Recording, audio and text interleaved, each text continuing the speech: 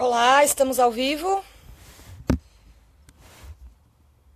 Tô achando difícil aqui de organizar o live, mas estamos entrando ao vivo agora, na virada feminista online. Precisamos falar de aborto 24 horas. Eu vou esperar uns minutinhos para as pessoas entrarem e daí a gente começa o nosso live, tá? No live de hoje a gente vai falar sobre controle institucional dos corpos das mulheres e o aborto como direito. E a gente vai partir de algumas discussões suscitadas aí pela mais recente edição da série do livro O Conto da Aya, da Margaret Atwood, que recentemente foi transformado numa série televisiva bastante premiada, que está começando inclusive a gravação da segunda temporada agora. E esse live vai abordar justamente a ascensão de discursos conservadores, né, e o impacto que esses discursos têm nos nossos direitos reprodutivos. Então agora são 11h30 em ponto, que é o horário que estava marcado para começar o meu live, e seguindo aí as recomendações da organização da Virada Feminista Online, eu vou esperar um pouquinho para a gente começar o live próprio, tá? Para a gente ter aí mais gente olhando o live. Aproveito esse momento para agradecer a Virada Feminista Online por ter convidado a Casa da Mãe Joana e ter me convidado para participar deste dia tão importante, a segunda edição, que começou ano passado. Foi incrível, eu acompanhei quase todos os lives do ano passado também. Então, esperamos que esse ano a gente consiga angariar aí ainda mais adesão de feministas online para discutir esse tema de suma importância, que é o aborto, e que tem a ver com os nossos direitos reprodutivos, que tem a ver com os nossos direitos como mulheres, que tem a ver com os nossos direitos humanos. Então, convido todo mundo a deixar recados. Eu não sou muito versada em fazer lives, então vou me embananar um pouco aqui com perguntas e respostas e coisa arada, mas convido todo mundo a deixar comentários e perguntas aqui na página para a gente interagir. Se tiverem alguma sugestão, alguma dúvida, alguma crítica, enfim, qualquer coisa, vamos juntando aí e vamos aprimorar a discussão com a maior quantidade possível de vozes. Então vou esperar um pouquinho, tá, gente?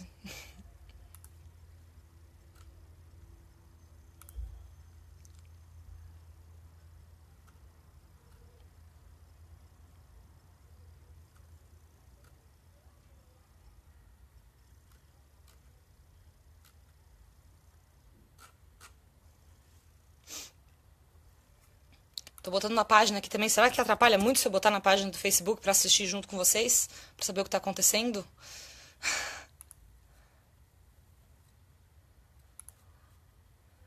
Vamos ver se tá funcionando. Tá funcionando sim. Então agora são 11h32, mais alguns minutinhos e a gente começa, viu, gente? Jéssica, obrigada pelo feedback dizendo que o som e a imagem estão bons. Valeu. Desligar o som do Facebook. Tá bom, vamos lá. Vamos deixar isso aqui no mudo. Pronto, agora temos apenas o celular aí, gravando o meu som. Desculpa, gente, eu sou meio inexperiente com essa questão de lives, tá? Mas a gente vai conseguir, a gente vai dar conta. Vamos lá.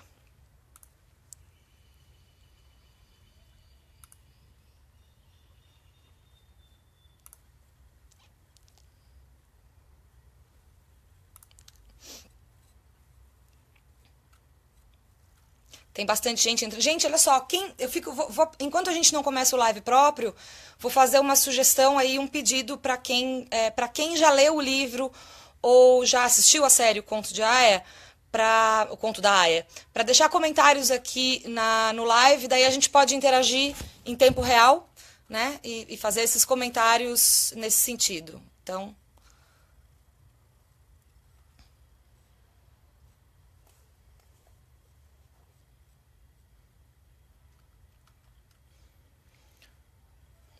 Então, 11h34, mais um minutinho e a gente começa. Vamos lá, gente. Ó, Thaís Campolina Martins está dizendo que já leu o livro e viu a série. Obrigada, Thaís. Se tiver alguma coisa a mais para dizer, pode dar-lhe aí. Vamos botar nos comentários, que eu estou conseguindo dar conta aqui de fazer o live e ler os comentários de vocês ao mesmo tempo. Tá tudo bem.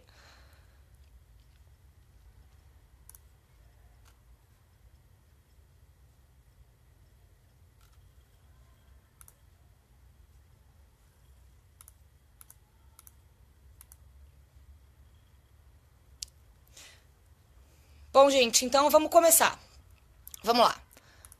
Eu vou começar esse live de hoje com a citação que a atriz principal da série, O Conto da Aia, que é a Elizabeth Moss, com a citação que aparece, que ela faz no trailer de divulgação da série, né? E no trailer ela diz o seguinte, abre aspas, eu estava dormindo antes. Foi assim que permitimos que isso acontecesse. Quando eles desmancharam o Congresso, nós não acordamos. Quando colocaram a culpa no terrorismo e suspenderam a Constituição, também não acordamos. Agora estou acordada. Para quem não assistiu a série nem leu o livro, vou dar uma breve introdução, tá? Eu vou dizer para vocês, eu não sou especialista no Conto da Aia, mas realmente é um produto cultural de suma importância que existe aí desde a década de 80, quando a Margaret Atwood escreveu o livro, né? E o livro basicamente é uma distopia, né? Ele retrata aí os Estados Unidos, claro que é uma ficção, né? Mas ele retrata os Estados Unidos, o filme se passa nos Estados Unidos, e ele retrata um país que foi dominado por um grupo de pessoas, grupo de homens especificamente, né, que detém nessa distopia o poder político e que transformaram a sociedade de várias formas. Então é muito interessante de observar que eu estou usando a série aqui, tá, como referência visual, muito mais do que o livro, porque o livro eu li há muito tempo atrás e a série eu vi recentemente, então está um pouco mais fresco na minha memória. E a série começa, na verdade, nos mostrando a vida daquelas pessoas, a vida das pessoas daquela sociedade, como ela costuma funcionar. A série vai indo em flashbacks, né? Então a gente vê o que está acontecendo no tempo atual e a gente vai lembrando do que está acontecendo a partir das memórias da personagem principal, cujo nome na série é Offred, mas que a atriz que a interpreta é a Elizabeth Moss.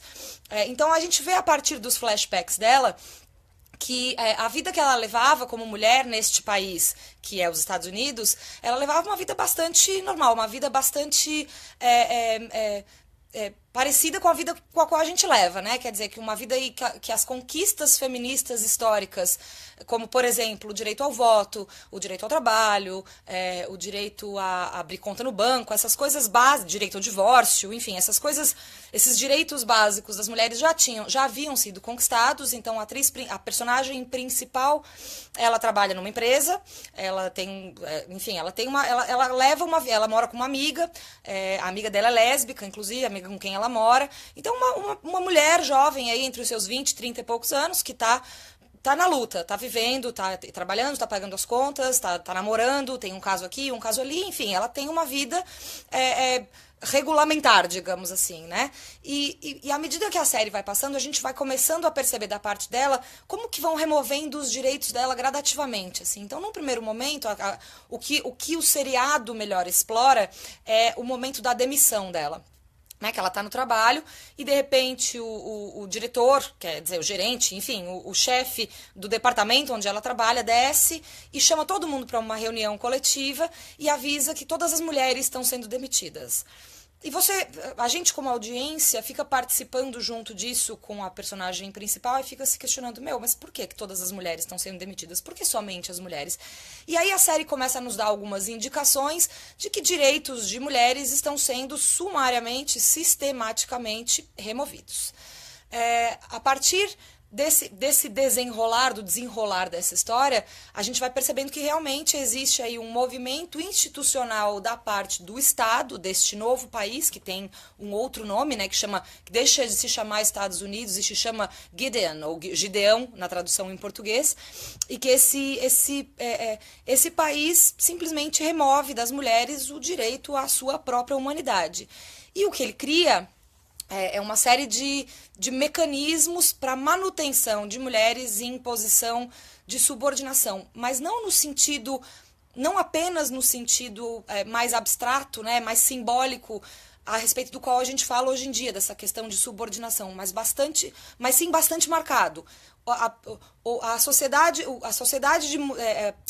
é dividida entre a sociedade de mulheres, né? As mulheres na sociedade, na verdade, acabam sendo divididas entre aquelas que vão ser as esposas dos caras que estão no poder e aquelas que vão ser as aias. E o papel das aias é bem específico. As aias servem realmente como parideiras. Elas existem para assegurar que a população continue se reproduzindo. Então, na verdade, as aias existem elas são de propriedade dos donos da casa, né? Tanto que o nome off-red, off em inglês indica propriedade, então red é o nome do patrão desta aia específica cuja história está sendo contada no livro Conto de Aia, e ela é de propriedade do patrão dela. E o que acontece são o que eles chamam de... E ao longo desse... nessa configuração, digamos assim, nessa maneira como elas estão vivendo, elas estão atreladas aí a uma propriedade, elas são de propriedade do dono da casa, e elas... e de vez em quando, provavelmente uma vez por mês, a gente imagina no período fértil delas, né, das aias, existem os rituais de fertilização. Os rituais de fertilização, de acordo com a descrição do livro e também com a descrição da série, que é bastante gráfica, obviamente, por ser uma série, ele é um estupro acompanhado, tá? E esse ritual de fertilização consiste do seguinte: a mulher do cara, a dona da casa, que tem um pouquinho mais de liberdade que as aias, mas não tanta liberdade também, porque afinal de contas elas também estão atreladas a seus maridos, né, aos donos do poder de fato, elas seguram as aias, que ficam deitadas numa cama, enquanto o dono da casa transa com elas, estupra elas, na verdade, né, nessa justificativa aí de um ritual de fertilização. Então, as aias do Conto de Aia basicamente servem como parideiras, servem para manter a reprodução da espécie. Por que a gente está falando tudo isso? Por que eu escolhi esse tema específico como o tema de um live sobre aborto, né? Porque o livro e a série, eles fazem um comentário social muito potente a respeito justamente das motivações pelas quais se pretende aí manter as mulheres sob domínio, sob subjugação. O fato de elas serem tratadas como meras parideiras, como quem serve apenas para carregar os filhos dessa sociedade, é bastante linkado à ideia de não termos direito ao aborto, ou do aborto não ser legalizado, né? Por quê? Porque o que isso implica? Isso implica pensar nos corpos das mulheres como corpos que servem para algum propósito, e não como corpos de sujeitos, de indivíduos que têm autonomia e direito sobre esses corpos. Tá fazendo sentido até agora? Se não tiver, está sendo muito rápido, vocês me avisam, viu? Como eu falei, eu sou um pouco nova aí nessa coisa de lives, mas vou tentar fazer o melhor que eu posso.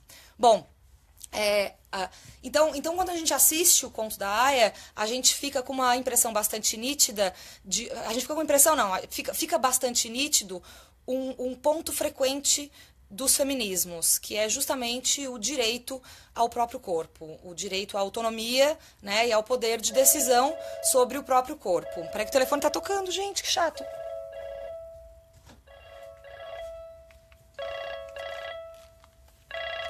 Eu não sei nem como desligar, vocês vão me desculpar, vocês vão ficar ouvindo o telefone tocar, tá? Vou botar ele aqui embaixo da almofada para ver se passa o barulho. Então, o que a série explicita bastante pra gente, o que o livro explicita bastante pra gente, é essa questão, assim, da importância que é a gente manter o foco nos nossos direitos reprodutivos, no nosso direito à autonomia sobre os nossos próprios corpos, direito de decidir a respeito do que acontece com os nossos próprios corpos, né? Tem uma frase famosa da Simone de Beauvoir que vai assim: basta uma crise política, econômica ou religiosa para que os direitos das mulheres sejam questionados. Isso está acontecendo agora. O que a gente está vendo acontecer agora no Brasil e no mundo, né? O mundo inteiro parece estar caminhando aí para uma direção bastante conservadora, para uma direção bastante que questiona bastante aí, que coloca em xeque, na verdade, as conquistas e o trabalho do feminismo. A gente está vivendo numa fase de muita disputa narrativa a respeito do que significa o feminismo, do que significa a luta pelos nossos direitos. E eu acho que é muito importante a gente ter essa série em mente por causa disso, assim, porque ela dentro de de uma lógica estruturada dentro de uma ficção, ela revela bastante dos problemas que a gente aponta como feministas, né? Que é justamente isso, assim, esse direito que a gente tem de decidir sobre o nosso próprio corpo. A luta pela descriminalização do aborto é uma luta que caminha nessa direção. Eu acho que vou fazer uma outra citação aqui da Chimamanda Ngozi Adichie, que é uma autora nigeriana, e ela fala uma coisa que eu acho muito interessante. Eu consigo me relacionar bastante com isso que ela está dizendo, né? Ela fala que frequentemente ela comete o erro de achar que uma coisa que é óbvia para ela é óbvia para todo mundo. Um fenômeno bastante persistente é a ignorância, né? Ignorância no sentido de ignorar, assim, de não saber mesmo a respeito do que fazem as feministas, né? Obviamente pra gente isso é bastante óbvio que a gente faz, qual é o tipo de luta que a gente tem e tal, mas pra sociedade em geral, a gente está inserida dentro de um contexto de disputas narrativas e infelizmente parte grande do nosso trabalho ainda é explicar o que se propõe, a que o feminismo se propõe, né? Então hoje, voltando para Chimamanda Ngozi Adichie, eu penso um pouco isso, assim, eu penso ser bastante óbvio que o óbvio não é óbvio o tempo todo. O óbvio nem sempre é óbvio, não sempre é óbvio para todo mundo, né? Então, é importante quando a gente fala na luta pela descriminalização do aborto, muitas vezes é importante nessa conversa a gente explicar que a luta é pela descriminalização, é pelo direito das mulheres de terem autonomia para eleger o que acontece, para escolher o que acontece com os nossos próprios corpos, né? Existe uma confusão conceitual muito grande que parece pensar que ser a favor da legalização do aborto é fazer a apologia do aborto. Quer dizer, uma coisa não tem nada a ver com a outra. Nenhuma feminista, nenhuma pessoa em sã consciência vai achar que fazer um aborto é uma coisa simples, fácil. Não é. Eu imagino que... Eu, felizmente, nunca passei por uma situação de aborto. Eu digo felizmente porque eu realmente imagino que não deva ser fácil você passar por esse processo, né? Então, ele já não... Eu imagino para algumas pessoas seja fácil, mas não vai ser para todas as pessoas. Então eu penso assim, que quando a gente fala da importância da luta pelo aborto, é importante a gente salientar que a gente está falando da luta pelo direito, pelo acesso, pela dignidade de poder ter autonomia para escolher o que acontece com os nossos corpos e com a nossa própria vida. Então não quando a gente fala de direito ao aborto, a gente não está falando, uhul, vamos todas fazer uma festinha de aborto. Não é isso.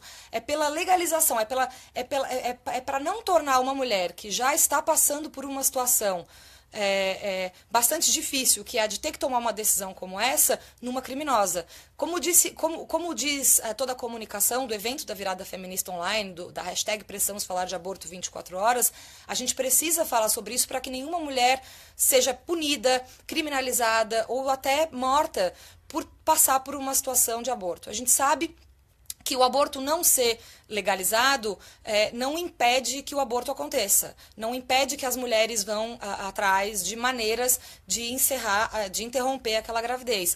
Então, quando a gente pede pela descriminalização do aborto, pelo direito das mulheres de terem acesso a essa decisão, de terem este poder de escolha, a gente está querendo, na verdade, a gente está constatando algo que é real. As mulheres não deixam de abortar porque o aborto é ilegal. Elas não deixam de procurar clínicas porque não está prescrito na lei que elas podem fazer isso.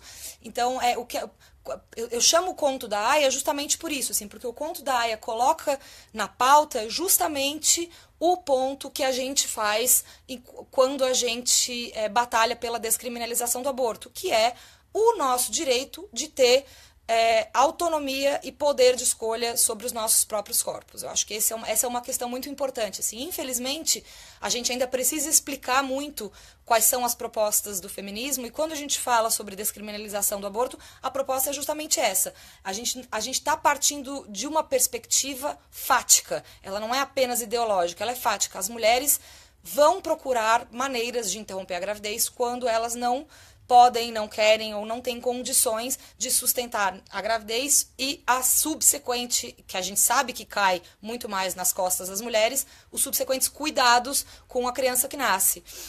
Então, eu acho que é muito importante a gente explicar isso quando a gente fala sobre descriminalização do aborto, né? Eu acho que vários outros lives hoje vão partir do pressuposto de dados e fatos enfim, alguns panoramas do aborto sobre o mundo, algumas entrevistas com especialistas nessa questão.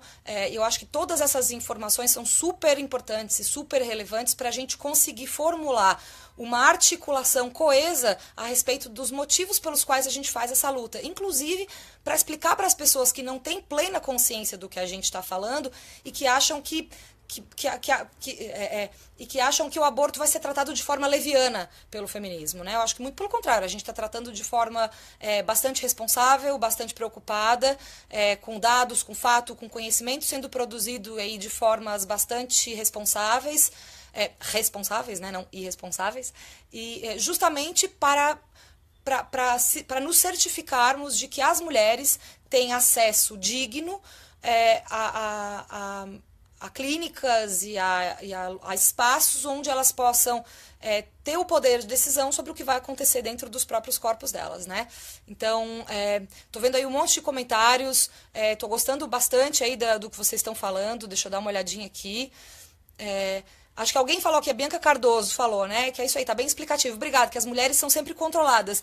É esse o ponto. É esse o ponto que eu quero fazer. Valeuzão, Bianca, por fazer esse comentário, porque é isso, né? Na série O Conto da Aia, o que a gente vê a partir dessa narrativa ficcional aí de uma distopia bastante medonha, o que a gente vê é isso, é o exercício do controle dos corpos das mulheres em ação, de formas bastante explícitas, de formas bastante veementes, né? Só que transpondo aí essa questão narrativa ficcional para a realidade, apesar da forma como as coisas se desenvolvem serem diferentes na realidade e na ficção, porque uma é realidade, outra é ficção, obviamente, na realidade também existe muito na realidade vida, né? O fato, a gente pode não ser aias que estão controladas da forma como está descrita na série, é uma ficção, mas nós termos o direito ao aborto não deixa ser uma forma incompleta de controle dos nossos corpos. Porque a gente, como eu falei já anteriormente, estou começando a me repetir, não é porque o aborto não é legalizado, não é porque não está descriminalizado que as mulheres não vão fazer. Então, manter o aborto como algo que é um crime, né, criminalizar a mulher que recorre ao procedimento de aborto, não ajuda ninguém em nada, muito pelo contrário, só adiciona uma violência em outra. Então é preciso que a gente tenha essa consciência que discursos conservadores vão se instaurar de forma bastante perniciosas e que vai sempre ser organizado a partir de questões de autonomia dos corpos das mulheres, né? Os discursos conservadores sempre vão organizar aí de formas bastante perniciosas. Por exemplo, na série, as próprias mulheres que são as donas das aias parecem acreditar que aquilo está perfeitamente normal. Ou seja, falta bastante sororidade, né, de compreender que o que afeta uma mulher afeta todas as mulheres. Então, acho que é importante a gente pensar nesses termos, assim, de pensar a pauta feminista pela legalização e descriminalização do aborto é uma pauta pela vida das mulheres. Então, quando os discursos que são contra a descriminalização do aborto, muito perniciosamente se chamam pró-vida, né? A minha pergunta é sempre, pró-vida, as vidas das mulheres estão em risco quando o aborto é criminalizado, né? A vida das mulheres está em risco quando o único acesso que tem é a clínicas clandestinas e procedimentos legais que garantem de forma salubre e que acaba por colocar em risco as mulheres. Então, eu acho que é a gente pensar nisso, assim, pensar em como discursos conservadores vão se instaurando aí, às vezes de forma bruta, às vezes de forma insidiosa, mas como eles vão se instaurando e como eles vão se organizando a partir de narrativas de controle dos corpos das mulheres, de controle da nossa fertilidade, seja como no caso do conto da Aia, para a reprodução, ou como no caso do aborto ser mantido como algo criminalizado, como algo ilegal, do nosso direito de escolher ou não a nossa vida reprodutiva. Então, acho um pouco isso, gente. Não vou estender muito no live, acho que a gente discutiu bastante. Tô vendo que os comentários já estão gerando aí algumas polêmicas. Agradeço bastante a Jéssica Hipólito, que está participando. Forte, aliás, um agradecimento enorme para a Jéssica por esse convite, para a Júlia por esse convite. É um prazer e uma honra estar aqui conversando com vocês. Eu acho que a gente ainda tem muito que... a gente ainda tem muita luta para fazer, mas a gente ainda tem também bastante espaços didáticos, assim, espaços onde a gente consegue, consegue explicar a perspectiva feminista, né? Bastantes vezes, assim, a perspectiva é os fetos. Bom, mas você precisa levar em consideração que o aborto não está legalizado, está assassinando as mulheres. Então é uma questão aí de pensar, de pensar a respeito de quais vidas nós estamos protegendo. E claro, como feminista, o meu foco principal é a proteção das vidas das mulheres. Então, convido todo mundo a assistir a série. Eu acho que é uma série que vale muito a pena assistir. Parece que ela vai estar na TV. Acabo não sei exatamente essas informações para vocês, mas eu acho que também não é difícil de achar pela internet. Acho que é muito importante a gente assistir a série para pensar justamente nas formas com as quais discursos conservadores vão aí organizando políticas públicas a partir dos nossos corpos. Lutar pela descriminalização do aborto, lutar pela legalidade do aborto, é lutar pelas vidas das mulheres. Então, precisamos falar de aborto 24 horas, não só hoje na virada feminista, mas todos os dias das nossas vidas, e precisamos, tudo, entender aí qual é o ponto, entender e explicar qual é o nosso ponto de vista para que a gente consiga estabelecer diálogos e para que a gente consiga fazer aí a luta de forma bastante informada e de forma positiva para as mulheres. Acho que eu vou ficando por aqui, que já são 11h55, para dar tempo do próximo live se organizar. Mas então, mais uma vez, obrigada pela Virada Feminista Online por esse convite. Obrigada a todos vocês que estiveram aqui assistindo. Depois eu vou olhar e responder todos os comentários. Seguimos avante pela vida das mulheres.